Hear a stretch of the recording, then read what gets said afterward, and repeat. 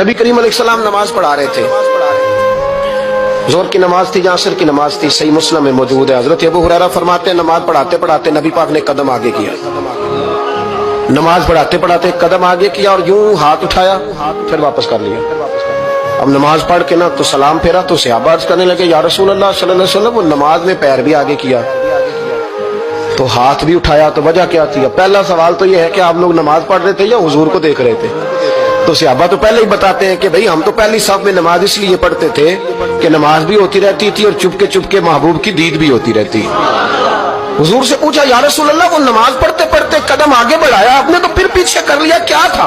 और हाथ उठाया तो फिर आपने नीचे कर लिया। तो नबी करीम फरमाने लगे नमाज पढ़ाते पढ़ाते जब मैंने कहा ना समी अल्लाहु लिमन हमीदा, अचानक मेरी नजर उठी तो जन्नत में चली गई। नजर उठी तो जन्नत में, तेरे लिए 2-4 कदम अर्श बरी है। तो महबूब फरमाते हैं जब मेरी ऊपर नजर गई ना तो मैंने देखा कि अंगूरों का एक खोशा लटक रहा है जन्नत में, तो मैंने हाथ बढ़ाया कि तोड़ लूं।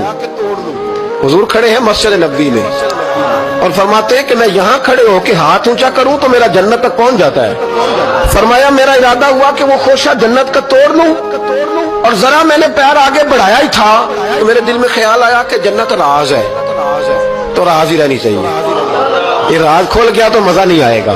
तो मैंने फिर वो हाथ वापस कर लिया। सहाबा कहते हैं जब नबी करीम ने ये बयान किया तो हमारे चेहरे न तजस्सुस से खेल उठे, तजस्सुस से हम कोई बात और भी सुनना चाहते थे।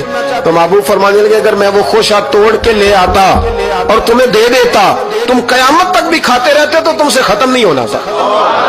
ये सही मुस्लिम की हदीस है। ओ भाई, मेरे रसूल करीम के वाक़या में राज पे शिकवा करना, कहना समझ में नहीं आती कैसे गए थे।